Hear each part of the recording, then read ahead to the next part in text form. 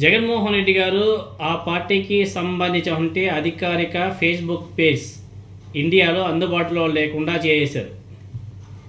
YSR Congress party official Facebook page కనిపించడం లేదు, దాన్ని లేపేశారు. ఎవరు లేపేశారా అని చూస్తే కూటమి ప్రభుత్వం లేపేసిందండి.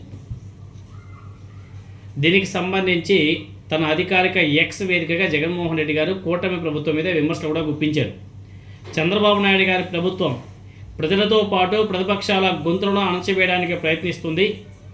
ఈ ఏడాది ప్రారంభంలో వైఎస్ఆర్ కాంగ్రెస్ పార్టీ అధికారిక ఇన్స్టాగ్రామ్ ఖాతాను తొలగించిన తర్వాత ఇప్పుడు భారతదేశంలో వైఎస్ఆర్ కాంగ్రెస్ పార్టీ అధికారిక ఫేస్బుక్ పేజీని అందుబాటులో లేకుండా చేసేశారు అని చెప్పేసి జగన్మోహన్ రెడ్డి గారు తీవ్ర స్థాయిలో విమర్శలు కూడా చేశారు. ఇది కేవలం ఒక రాజకీయ పార్టీ మీద దాడి మాత్రమే కాదు, ఇది ప్రజాస్వామ్య విలువలు భావ ప్రకటన స్వేచ్ఛ మీద నేరుగా జరిగినటువంటి దాడి అని చెప్పేసి ఆయన ప్రస్తావిస్తూ, అదేవిధంగా మిగతా ప్రజాస్వామ్యవాదులంతా కూడా కూటమి ప్రభుత్వం మీద విమర్శలు చేస్తున్నారు. తమ పార్టీ ఎప్పటికప్పుడు ప్రభుత్వ వైఫల్యాలు, అవినీతి ఆరోపణలు, ప్రజా సమస్యలను ఆధారాలతో వెలుగులోకి తీసుకొస్తున్న టైంలో అలాంటి గొంతుకులను అణచివేయడం అత్యంత అప్రజాస్వామికం అని చెప్పేసి జగన్మోహన్ రెడ్డి గారు అభివర్ణించడం జరిగింది. అదేవిధంగా అమరావతి రాజధాని అభివృద్ధి వ్యయాలు, డిఎస్సి ప్రక్రియలో అవకతవకలు, టీటీడీ నెయ్యి టెండర్లు, అదేవిధంగా ప్రీతులంటి అవినీతి, ఇలాంటి ప్రజా ప్రాముఖ్యత కలిగినటువంటి అంశాల మీద ప్రశ్నించినటువంటి వాళ్ళ మీద కేసులు నమోదు చేయడం, వాళ్ళు చేసినటువంటి పోస్టులను డిలీట్ చేసేయడం, లేకపోతే ఆ పోస్టులని లేకుండా చేసేయడం, ఆ ఫేస్బుక్ ఖాతాలని డిలీట్ చేసేయడమో, లేకపోతే లేపేయడమో, స్ట్రైక్లు ఇవ్వడమో, ఏదో ఒక రకంగా మొత్తానికి ఆ ఫేస్బుక్ ఖాతాలని, ట్విట్టర్ ఖాతాలను, యూట్యూబ్ ఛానల్లో పెట్టినటువంటి వీడియోస్ని మొత్తాన్ని కూడా ఈ కూటమి ప్రభుత్వం వాంటెడ్గా లేకుండా చేసేస్తుంది. సోషల్ మీడియాలో విమర్శనాత్మకమైన కంటెంట్ని నిరోధించే ప్రయత్నాలు ఏవైతే ఉన్నాయో అవి కూటమి ప్రభుత్వం విరమించుకుంటే మంచిది. ఇటువంటి ప్రయత్నాల వరకు ప్రభుత్వ ఆందోళనకరమైన ధోరణి అవలంబిస్తుంది అని చెప్పేసి జగన్మోహన్ రెడ్డి గారు తీవ్రంగా ఆరోపణ కూడా చేశారు. ఇటువంటి చర్యలను చట్టపరంగా, రాజ్యాంగపరంగా సవాల్ చేస్తామని చెప్పేసి స్పష్టం చేస్తూ, బెదిరింపులు, సెన్సార్షిప్ లేదా సంస్థల దుర్వినియోగం ద్వారా ప్రజల గొంతును ఎవరు కూడా అణచివేయలేరు.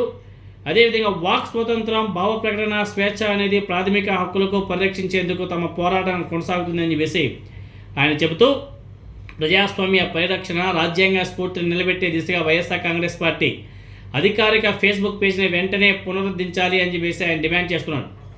ఈ సందర్భంగా మెటా సంస్థతో పాటు ఇండియన్ గవర్నమెంట్ అధికారులు కూడా పోస్ట్ చేస్తూ, ట్యాగ్ చేస్తూ జగన్మోహన్ రెడ్డి గారు పోస్ట్ చేయడం జరిగింది.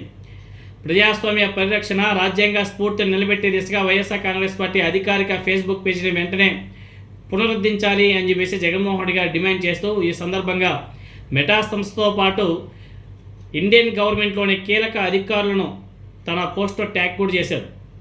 సో ఇది మంచి పద్ధతి కాదు. గతంలో కూడా మనం చూసాం, టీటీడీ నెయ్యి మీద వీడియోలు చేసినటువంటి యూట్యూబ్లో అన్ని వీడియోస్ కూడా లేపేసినారు. అదేవిధంగా హెరిటేజ్కి, టీటీడీ నెయ్యికి ఏదైతే అక్రమ సంబంధాలు ఉన్నాయో వాటికి సంబంధించి వీడియోస్ ఇస్తే యూట్యూబ్లో ఆ వీడియోస్ లేకుండా చేస్తారు. ఫేస్బుక్ ఖాతాలో వేస్తే వాటిని డిలీట్ చేయించేశారు. ఇలా ప్రతి ఒక్క చోట దేనికి సంబంధించి ప్రశ్నించినా ప్రతి ఒక్క దాని మీద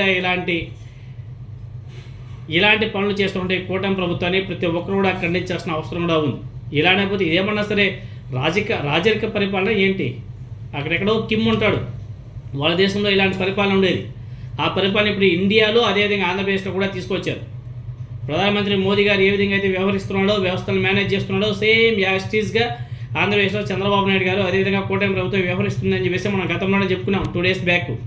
దాన్ని ఇంప్లిమెంట్ చేస్తుంది కూటమి ప్రభుత్వం. ముందు ఇంకా చాలానే ఉంటాయి.